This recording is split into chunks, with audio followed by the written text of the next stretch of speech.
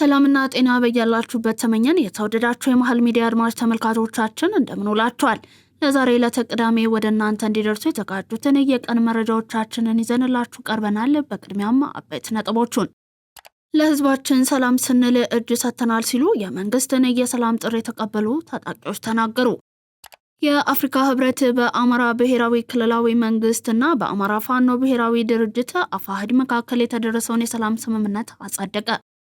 ኢትዮጵያና ኤርትራ ዳግም ወደ እርስ በርስ መወነጃጀልና የጦርነት ቅስቀሳ ክስ ውስጥ መግባታቸውን ተከትሎ የኤርትራ ነዋሪዎች ከፍተኛ ስጋት ውስጥ መውደቃቸው ተዘገበ። በአዲስ አበባ ከተማ ውስጥ ሰክረው የሕክምና ስህተት በፈጸሙ ከ41 በላይ የጤና ባለሙያዎች የሙያ ፍቃድ ተሰረዘ። ከውጭ በሱዳን ደቡባዊ ኮርዶፋን በተፈጸመ የድሮን ጥቃት ከተገደሉ 79 ንጹሃን ሰዎች 43ቱ ህጻናት መሆናቸው ተነገረ። እነዚህንና ቀሪ ተጨማሪ መረጃዎችን ይዘናል። እስከ ፍጻሜው አብራችሁን ቆዩ። ከመሸጋገሪያ በኋላ ተመልሰን እንገናኛለን። አሁን ቤት መግዛት ተችሏል።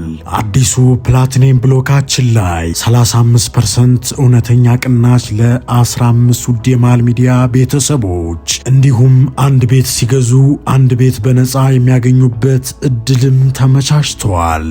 60% ከወለድ ነፃ የባንክ ብድር በረጅም ዓመት የክፍያ አማራጭ ፓናሮሚክ ቪው ማለትም በአራቱም አቅጣጫ ማራኪ የተፈጥሮና የከተማ እይታ፣ ለእያንዳንዱ ቤቶች ፕራይቬት ሊፍት የተገጠመላቸው የልጆች መጫወቻና የስፖርት ማዘውተሪያ፣ የመዋኛ ገንዳ፣ ጂምናዚየምና ቤተ መጻሕፍት፣ ፓርኪንግና የኤሌክትሪክ ቻርጅ መሙያን ጨምሮ ሌሎች ሁሉን አቀፍ መዝናኛዎችን በነፃ በመዲናችን አዲስ አበባ በነፋሻማዋ ለቡ መብራት እጅግ ማራኪና ቅንጡ በሆነው የመኖሪያ መንደራችን ውስጥ በ5% ቅድመ ክፍያ ብቻ የቤት ባለቤት ይሁኑ። ለበለጠ መረጃ በ0907 88 88 83 ወይም በ0944 41 91 90 ይደውሉ። ለህዝባችን ሰላም ስንል እጅ ሰጥተናል ሲሉ የመንግስት የሰላም ጥሪን የተቀበሉ ታጣቂዎች ተናገሩ።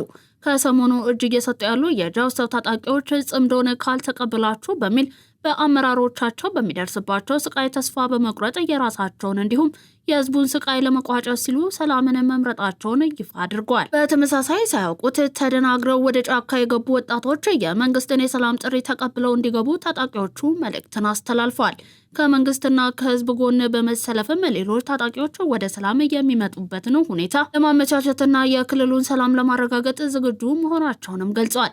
በጎንደር አርማጭሆና ማዕከላዊ ጎንደር 2 ዲሽቃ፣ 3 ስናይፐር፣ 2 ብሬን መትረየስ፣ 23 ክላሽንኮቭ ከነሙሉ ተተኳሽ ይዘው ትግሉ የተነሳንበትን ዓላማ መንገድን ስቷል። ለህዝብ ሳይሆን ከወንጀል ተጠያቂነት ለመደበቅ ለዝርፊያና ግለሰባዊ ሰብዕናን ለመገንባት የተሰበሰበው ዓላማ እንዲስተካከል ብንጠይቅም ከዛሬ ነገ ይስተካከላል ብለን ብንጠብቅም ይባስ ብሎ ከህወሓት ጋር እንሰራለን በማለታቸው 2 ዲሽቃ፣ 3 ስናይፐር፣ 2 ብሬን መትረየስ፣ 23 ክላሽንኮቭ ከነሙሉ ትጥቃቸው ይዘው የሰላም ጥሪውን ተቀብለው ለመንግስት እጃቸውን መስጠታቸውን ታጣቂዎቹ ገልጸዋል።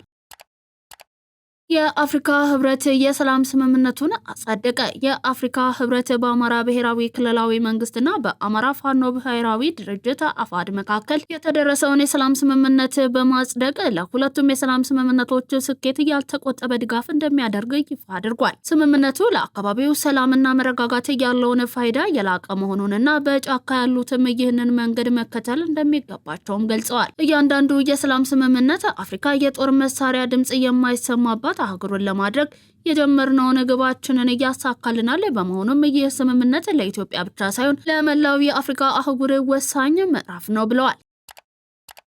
ኢትዮጵያና ኤርትራ ዳግም ወደ እርስ በርስ መወነጃጀልና የጦርነት ቅስቀሳ ክስ ውስጥ መግባታቸውን ተከትሎ የኤርትራ ነዋሪዎች ከፍተኛ ስጋት ውስጥ መውደቃቸውን ኤኤፍፒ ዘገበ። በአስመራ ነዋሪ የሆነውና ከዚህ ቀደም በነበሩት የድንበር ግጭቶች እንዲሁም በትግራይ ጦርነት እየተሳተፈው ተወልደ ለደህንነቱ ሲባል ስሙ የተቀየረ ሌላ ጦርነት እንዳይነሳ እየጸለየ መሆኑን ተናግሯል። ጦርነት ከተጀመረ ብዙ ልጆች አባት አልባ ይሆናሉ፣ እናቶች ባሎቻቸውን፣ ወላጆችም ልጆቻቸውን ያጣሉ ሲል ስጋቱን ገልጸዋል። የጋለ ውጥረትና የጦርነት ዝግጅት ክስ ኢትዮጵያና ኤርትራ ባለፉት ዓመታት በትግራይ ኃይሎች ላይ በጋራ ሲዋጉ የቆዩ ቢሆኑም የፕሪቶሪያውን የሰላም ስምምነት ተከትሎ ግንኙነታቸው መሻከሩ ይታወሳል። ኤርትራ ኢትዮጵያ የአሰብን ወደብ ለመውሰድ እያቀደች ነው የሚል ክስ ስታቀርብ የኢትዮጵያ ውጭ ጉዳይ ሚኒስትር ጌዲዮን ጢሞቴዎስ በበኩላቸው የኤርትራ ትንኮሳና ጠባጫሪነት የኢትዮጵያን ትዕግስት እየፈተነ ነው ሲሉ በቅርቡ መናገራቸው ይታወሳል። ኢትዮጵያ ኤርትራን ለግጭት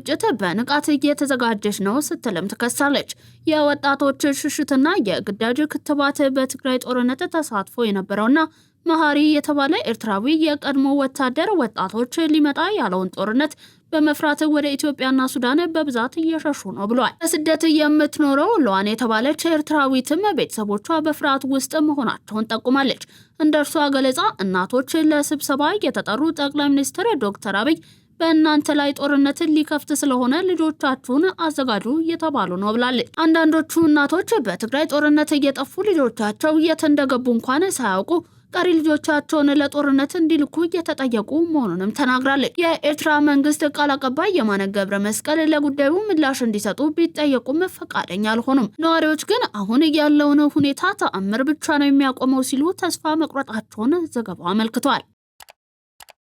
በአምባሳደር ጀነራል ባጫ ደበሌ የተጻፈ መጽሐፍ ተመረቀ። በወታደራዊ ልምድ ጥልቅ ጥናት ላይ ተመስርቶ የጸረ ሽምቅ ውጊያ ጥበብ በሚል ርዕስ በአምባሳደር ባጫ ደበሌ የተጻፈ መጽሐፍ ተመርቋል። በመጽሐፉ ምረቃ ስነ ስርዓት ላይም የጦር ኃይሎች ጠቅላይ ኤታማዦር ሹም ፊልድ ማርሻል ብርሃኑ ጁላ፣ የጦር ኃይሎች ምክትል ጠቅላይ ኤታማዦር ሹም ጀነራል አበባው ታደሰ፣ የብሔራዊ መረጃና ደህንነት አገልግሎት ዳይሬክተር ጀነራል አምባሳደር ሬድዋን ሁሴንን ጨምሮ የፌዴራልና የክልል የጸጥታ አመራሮች ተገኝተዋል። ፊልድ ማርሻል ብርሃኑ ጁላ በወቅቱ ባስተላለፉት መልእክትም ኢትዮጵያ የተሰነደ የጸረ ሽምቅ ውጊያ ማኗል የነበራት ቢሆንም እየተሻሻለ እንዳልሆነ ጠቅሰዋል። የጸረ ሽምቅ ውጊያ ጥበብ መጽሐፍ ዘመኑን የሚመጥንና ለጦር መሪዎች ማስተማሪያነት ከፍተኛ ጠቀሜታ አለውም ብለዋል።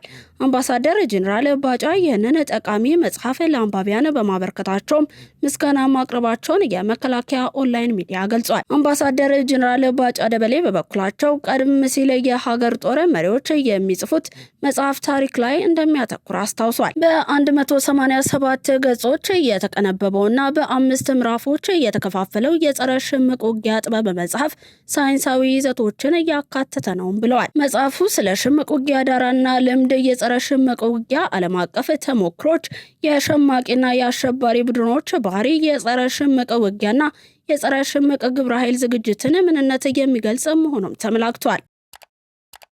ታላቁ የኢትዮጵያ ህዳሴ ግድብ የፓን አፍሪካኒዝም አብነት ነው ተባለ። ታላቁ የኢትዮጵያ ህዳሴ ግድብ ከኃይል ማመንጫ ግድብነት ባሻገር በራስ አቅም የራስን መሻት ማሳካት እንደሚቻል ያሳየ የፓን አፍሪካ ሀሳቤ አዲስ አብነት ነው ሲሉ የኢፌዴሪ መንግስት ኮሚኒኬሽን አገልግሎት ሚኒስትር ዴኤታ ተስፋውን ጎበዛይ ገልጸዋል። ኢትዮጵያውያን ላብ፣ ደም፣ ገንዘብና እውቀት አዋጥተው በሉዓላዊ ግዛታቸው ውስጥ የራሳቸውን ውሃ ለመጠቀም ግድቡን እውን ያደረጉት በቀደምቶቹ ፓን አፍሪካዊ እሳቤ ተመርተው ነው ሲሉም ተናግሯል። ህዳሴ የግጭት ሳይሆን የአንድነትና የትብብር ማዕከል አስኳል የውሃ አጠቃቀም ፍትሐዊነት ማሳያ ነው ሲሉም አክለው ገልጸዋል። ሰክረው የሕክምና ስህተት በፈጸሙ ከ41 በላይ የጤና ባለሙያዎች የሙያ ፈቃዳቸው ተሰረዘ። በአዲስ አበባ ከተማ አልኮል ጠጥተውና በቸልተኝነት በፈጸሙት የሕክምና ስህተት ምክንያት ህሙማን ለሞት፣ ለከፋ አደጋ ከዚህም ማለፍ ሲል ለተለያዩ በሽታዎች ያጋለጡ 41 የጤና ባለሙያዎች ላይ እርምጃ መውሰዱን የከተማ አስተዳደሩ ምግብና መድኃኒት ቁጥጥር ባለስልጣን ለአዲስ ሪፖርተር አስታውቋል። ከቀላል እስከ ከፍተኛ ቀዶ ጥገና መደረግ ባልነበረባቸው ታካሚዎች ላይ ስህተት መፈጸሙን፣ አግባብነት የጎደለው የሕክምና አገልግሎት ማከናወንን፣ ምንነታቸው የማይታወቁ መድኃኒቶችን ያለ አግባብ በመርፌ መልክ እየሰጡ ባለሙያዎች ላይ የሙያ ፍቃድ እንዲሰረዝ መደረጉን የገለጹት በባለስልጣኑ የጤና ተቋማትና ባለሙያዎች ቁጥጥር ዳይሬክተር አቶ ገልገሎ ኦልጅራ ናቸው። ዳይሬክተሩ አክለውም በዋነኛነት ስህተቶቹ የሚፈጸሙ የአልኮል መጠጥ በሚጠጡና ጠጥተው የሕክምና አገልግሎት በሚሰጡ ቸልተኛ ባለሙያዎች ነው ብለዋል። ይህንንም በመሆኑ ታካሚዎች ለሞት፣ ለከፋ አደጋና ለተጓዳኝ በሽታዎች መጋለጣቸውን አመልክተዋል። በተደጋጋሚ ከሚስተዋሉ ስህተቶች ውስጥም አላስፈላጊ ቀዶ ጥገና ማድረግና ያለ አግባብ የሰውነት ክፍሎች ላይ መድኃኒቶችን በመርፌ መልክ መስጠት እንደሆነ ዳይሬክተሩ አክለዋል።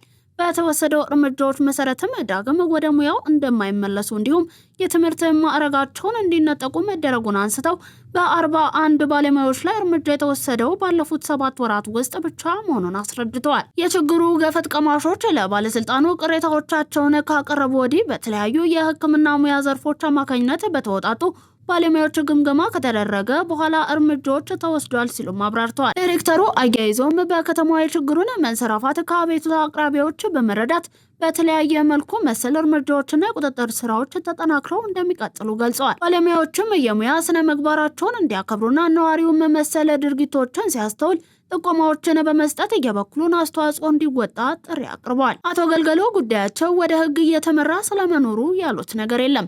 ከህክምና አሰጣጥ ጋር በተያያዘ ህዝብ ከፍተኛ ቅሬታ እንደሚያነሳ ይታወቃል። በተለይም በግል የህክምና ተቋማት ውስጥ የሚጠየቀው ክፍያ፣ የአገልግሎት ጥራትና ለማሽኖችና ላቦራቶሪዎች ተደምሮ የሚጠየቀው ብር እጅግ እየተጋነነና ሰዎች ለጤናቸው ከየትም ብለው ይከፍላሉ በሚል የሚከናወን ሙያዊ ዝርፊያ እንደሆነ በስፋት ምሬት ይሰማል።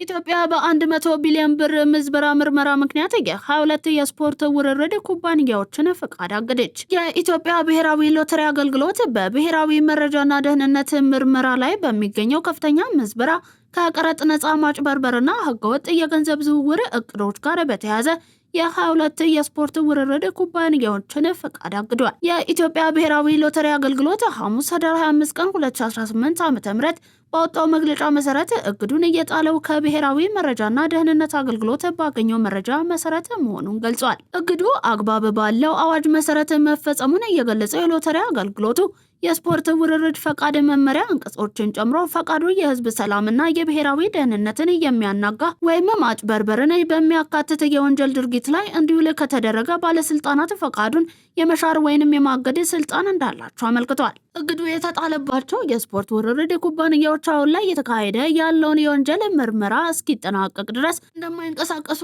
ኤጀንሲው ገልጾ ምርመራው እየሰፋ በሄደ መጠን ተጨማሪ ኦፕሬተሮች ላይ እርምጃ ሊወሰድባቸው እንደሚችልም አስጠንቅቋል። ይህ የተገለጸው የብሔራዊ መረጃና ደህንነት አገልግሎት ከ100 ቢሊዮን ብር በላይ የመንግስት ገቢ መስብረዋል የተባሉ የውርርድ ኩባንያ ባለቤቶችና ተባባሪዎች መያዛቸውን ከገለጸ በኋላ ነው። አገልግሎቱ 24 ተጠርጣሪዎችን በአሁኑ ወቅት በቁጥጥር ስር እንደሚገኙም አስታውቋል። እንደ አገልግሎቱ መረጃ ከሆነ መርማሪዎች በታክስ ማጭበርበር ፈቃድ ሳይኖራቸው መስራት እንዲሁም ህገወጥ የኦንላይን ውርርድ ለማመቻቸት ዓለም አቀፍ መድረኮችን መጠቀምን ጨምሮ በዘርፉ ሰፊ ስርዓት ጥሰት ማግኘታቸውን ጠቁሟል። በተጨማሪም በርካታ ፈቃድ ያላቸው ድርጅቶች የተመዘገቡበትን ቢሮ እንዲለቁና ትክክለኛ ቦታቸውን እንደደበቁ ተመላክቷል። በህገወጥ መንገድ የተዘዋወረው ገንዘብ ሽብርተኝነትንና ታጣቂ ቡድኖችን ለመደገፍ እንዲሁም የኮንትሮባንድ መረቦችን ለመዘርጋት ታስቦ ነበርም ተብሏል።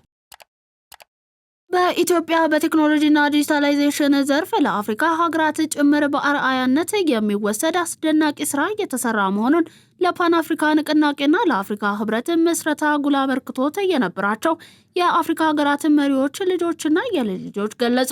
ለፓን አፍሪካ ንቅናቄና ለአፍሪካ ህብረት መስረታ ጉልህ አበርክቶት የነበራቸው የአፍሪካ መሪዎች ልጆችና የልጅ ልጆች የሳይንስ ሙዚየም ቋሚ ኤግዚቢሽንን ትላንት ማምሻውን ጎብኝተዋል። የቀድሞ የጋና ፕሬዝዳንት ኳሜ ንክሩማ የልጅ ልጅ ኳሜ ቶማስ የአፍሪካ ሀገራት መንግስታት የቴክኖሎጂ ለአህጉሪቱ ዜጎች ቅንጦት ሳይሆን ወሳኝነቱን ታሳቢ ያደረገ ስራ መስራት ይኖርባቸዋል ብሏል።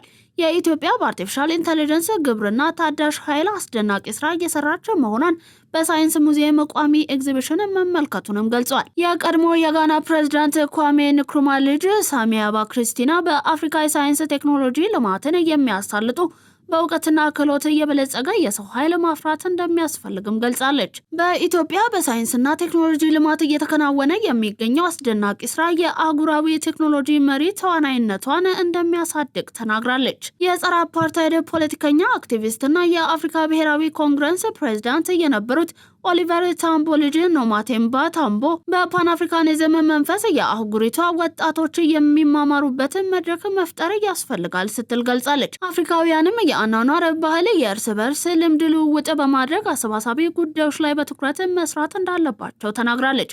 የፓን አፍሪካ ንቅናቄና አፍሪካ ህብረት መስራች ተዋናያን የአፍሪካ መሪዎች ልጆችና የልጅ ልጆች የሳይንስ ሙዚየም ቋሚ ኤግዚቢሽን የቴክኖሎጂና ዲጂታላይዜሽን የልማት ስራዎችን ገለጻ ተደርጎላቸዋል።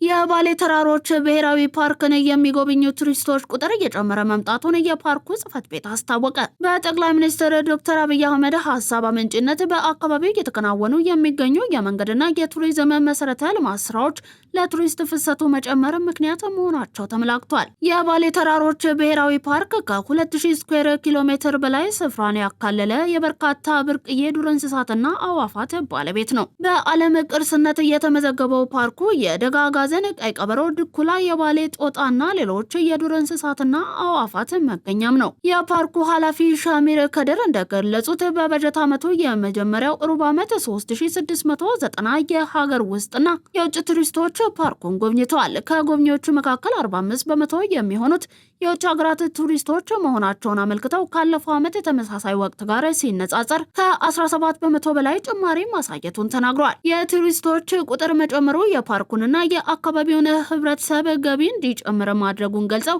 ለአብነትም በሩብ ዓመቱ በኢኮ ቱሪዝም እየተደራጁ ማህበራት ያገኙት 9 ሚሊዮን ብር ገቢ ካለፈው ዓመት በ2 ሚሊዮን ብር ጭማሪ ማሳየቱን አስረድተዋል። የፓርኩ ገቢ በሩብ ዓመቱ 600 ሺህ ብር መሆኑን የተናገሩት ኃላፊው ካለፈው ዓመት በ200 ሺህ ብር ጭማሪን አሳይተዋል ብለዋል። የባሌ ተራሮች ብሔራዊ ፓርክ በዩኔስኮ በቋሚ ቅርስነት መመዝገቡንና ፓርኩ ይበልጥ እንዲተዋወቅ መደረጉ ለቱሪስቶች ቁጥር መጨመር ተጠቃሽ ምክንያት መሆኑንም ጠቁመዋል። እንዲሁም ጠቅላይ ሚኒስትር ዶክተር አብይ አህመድ ሀሳብ አመንጭነት በአካባቢው እየተከናወኑ የሚገኙ የመንገድና የቱሪዝም መሰረተ ልማቶች ሌላው ለፍሰቱ መጨመር በምክንያትነት ከሚጠቀሱ መካከል ዋነኛው ነው ብለዋል። የባሌ ተራሮችን ጨምሮ በዞኑ የሚገኙ የቱሪስት መስህብ ስፍራዎችን በማልማትና ይበልጥ በማስተዋወቅ ከዘርፉ የሚገኘውን ገቢ ለማሳደግ በትኩረት እየተሰራ መሆኑን የገለጹት ደግሞ በዞኑ ቱሪዝም ጽሕፈት ቤት የቱሪዝም ልማትና ማስፋፊያ ቡድን መሪ ሽብሩ አብዶ ናቸው። በተለይ ጠቅላይ ሚኒስትር ዶክተር አብይ አህመድ ለመዳረሻዎች ልማት እየሰጡት ትኩረት ዘርፉን እያነቃቃ መሆኑንም አመልክተዋል።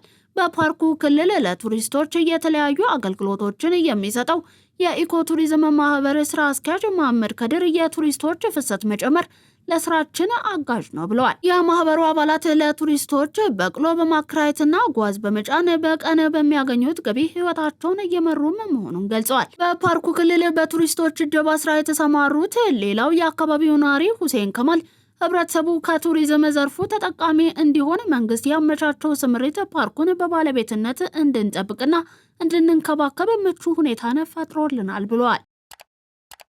ለዛሬ ለተቅዳሜ ወደ እናንተ እንዲደርስ የተዘጋጁት የቀን መረጃዎቻችን እንደቀጠሉ ናቸው። ከባህር ማዶ ያዝናቸው አለፍን። ጊፍት ሪል ስቴት በመንደር 1 በመንደር 2 እንዲሁም በመንደር 3 ደረጃቸውን የጠበቁ መንደሮችን ገንብተን ለደንበኞቻችን ማስረከባችን ይታወቃል።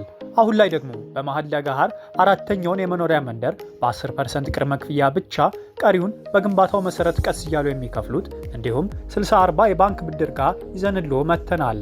በተጨማሪም ከ18 ካሬ ጀምሮ የንግድ ቦታዎችን እንዲሁም በ22 በሴምሲ በመርካቶ ተጨማሪ ሳይቶችን በ5% ቅድመ ክፍያ ብቻ ይዘንልዎ መጥተናል። ለበለጠ መረጃና ለሳይት ጉብኝት በ0936 34 55 36 ይደውሉ። ታንዛኒያ የሶስት አክቲቪስቶችን አካውንት አሳገደች። ታንዛኒያ ባለፈው ወር ካደረገችው ምርጫ ጋር በተያያዘ ንቁ ተሳታፊ ናቸው ያለቻቸውን የሶስት አክቲቪስቶችን ኢንስታግራም አካውንት አዘግታለች። ታንዛኒያ የሶስት አክቲቪስቶችን አካውንት ሜታ ካልዘጋ የሜታን አገልግሎት እንደምታቋርጥ ካስፈራራች በኋላ ሜታ ሁለቱን አካውንቶች ሲዘጋ የአንዱን ደግሞ አግዶታል። መንግስት የአክቲቪስቶቹን አካውንት ካልታገደ ፌስቡክ፣ ኢንስታግራም እና ዋትሳፕ በታንዛኒያ እንዳይሰሩ እንደሚያደርግ መግለጹን ነው የተነገረው። አካውንታቸው የተዘጋባቸው አክቲቪስቶች ውሳኔው ተገቢ እንዳልሆነ አንስተው ሜታ ሀሳብን በነጻነት የመግለጽ መብትን ተጋፍቷል ብለዋል። አክቲቪስቶቹ የበርካቶች ሕይወትን በቀጠፈው የድህረ ምርጫ ቀውስ መረጃ በመስጠትና ህዝቡን በማነቃቃት ሚና ነበራቸው ሲባል ሁለተኛው ዙር ተቃውሞ እየተጠራ ባለበት ጊዜም አካውንታቸው መዘጋቱን የተነገረው። በሱዳን ደቡባዊ ኮርዶፋን በተፈጸመ የድሮን ጥቃት ከተገደሉ 79 ንጹሃን ዜጎች መካከል 43ቱ ህጻናት መሆናቸው ተነገረ። የሱዳን ፈጥኖ ደራሽ ኃይል በደቡብ ኮርዶፋን ባደረሰው የድሮን ጥቃት 79 ንጹሃን ዜጎች ሲገደሉ 38 ሰዎች መቁሰላቸውን የሱዳን ባለስልጣናት በትላንትናው ዕለት ባወጡት መግለጫ አሳውቀዋል። በጥቃቱ ከተገደሉት መካከልም 43ቱ ህጻናት መሆናቸውን ያሳወቁት የደቡብ ኮርዶፋን ግዛት አስተዳደር ባወጣው መግለጫም ከትላንት በስቲያ ሐሙስ በምዕራብ ሱዳን ካሎጊ ከተማ በደረሰ ጥቃት 4 ሴቶች ሰለባ ሆነዋል። የድሮን ጥቃቱ በሆስፒታልና ብዙ ዜጎች በሚኖሩባቸው አካባቢዎች የተፈጸመ መሆኑን ገልጸው ጥቃቱ በፈጥኖ ደራሽ ኃይሉ አጋር የሱዳን ህዝቦች ነጻ አውጪ ንቅናቄ ሰሜን የተፈጸመ አስከፊ ወንጀል ሲልም አውግዞታል። የተባበሩት መንግስታት የህፃናት መርጃ ድርጅት ዩኒሴፍ የድሮንን ጥቃቱን የህፃናትን መብት እየተጋፋ አሰቃቂ ድርጊት ሲል በጽኑ አውግዟል። ጥቃቱን በተመለከተ ፈጥኖ ደራሽ ኃይሉ የሰጠው ምላሽም ሆነ አስተያየት የለም። በብራዚል እስረኞች መጽሐፍ አንብበው ጨርሰው ሪፖርት ሲያቀርቡ የእስር ቅጣት እንደሚቀንስላቸው ተነገረ። ብራዚል ውስጥ በንባብ ምህረት የሚል ስያሜ የተሰጠው አዲስና ፈጠራ ያለው ፕሮግራም እስረኞች በማንበብ የእስር ጊዜያቸውን እንዲያሳጥሩ እድል እየሰጣቸው ይገኛል። በዚህ ፕሮግራም መሰረት አንድ እስረኛ በአንባቢዎች ኮሚቴ ተቀባይነት ያገኘንና በጥንቃቄ የተጻፈ የትንታኔ ሪፖርት ያቀረበበትን እያንዳንዱን መጽሐፍ ሲያጠናቅቅ ከቅጣቱ 4 ቀናትን ቅናሽ ያገኛል። ይህ ፕሮግራም የእስር ጊዜን ከማሳጠር በላይ ዓላማ ያለው ነው። ትኩረት በእውቀት አማካኝነት እስረኞችን መልሶ ማቋቋም ላይ እስረኞች ውስብስብ ከሆኑ ሀሳቦች፣ ገጸ ባህሪያትና ጭብጦች ጋር በመጋፈጥ ወሳኝ አስተሳሰብ ክህሎትን፣ የንባብ ጽሑፍ ችሎታን ያሻሽላሉ። እንዲሁም ስለ ዓለም ሰፋ ያለ አመለካከትን ያገኛሉ። ይህ የብራዚል ተነሳሽነት ትምህርት ከእስር ቤት ጀርባም ቢሆን የሰዎችን ሕይወት የመለወጥ ኃይል እንዳለው በግልጽ ያሳያል። ማንበብና ማሰላሰልን በማበረታታት እስረኞች ለግል እድገትና ከእስር በኋላ ላለው ሕይወት ዝግጁ እንዲሆኑ እድል ይሰጣቸዋል። የፕሮግራሙ ደጋፊዎች እንደሚሉት ከሆነ ይህ አካሄድ ደግሞ ወንጀል የመመለስን መጠን ይቀንሳል። ይህም የረጅም ጊዜ ማህበረሰባዊ ደህንነትን ለማረጋገጥ ይረዳል። ቅጣትን ብቻ ሳይሆን መጽሐፍትን በመጠቀም ህይወትን እንደገና መገንባትና እውነተኛ ማህበራዊ ውህደትን ማበረታታት የሚቻልበት አንገብጋቢ ምሳሌ ነው። ለዛሬ ለተቅዳሜ ከማል ሚዲያ ወደ እናንተ እንዲደርስ የተዘጋጁት የቀን መረጃዎቻችን አበቁ። አብራችሁን ስለነበራችሁ እናመሰግናለን። ዜናውን ላይክ እና ሼር፣ ሚዲያችንን ሰብስክራይብ ማድረጋችሁን አትርሱ። ቀሪ መሃል ሚዲያ ፕሮግራሞች ይቀጥላሉ። ሰናይ ቀን ተመኛል።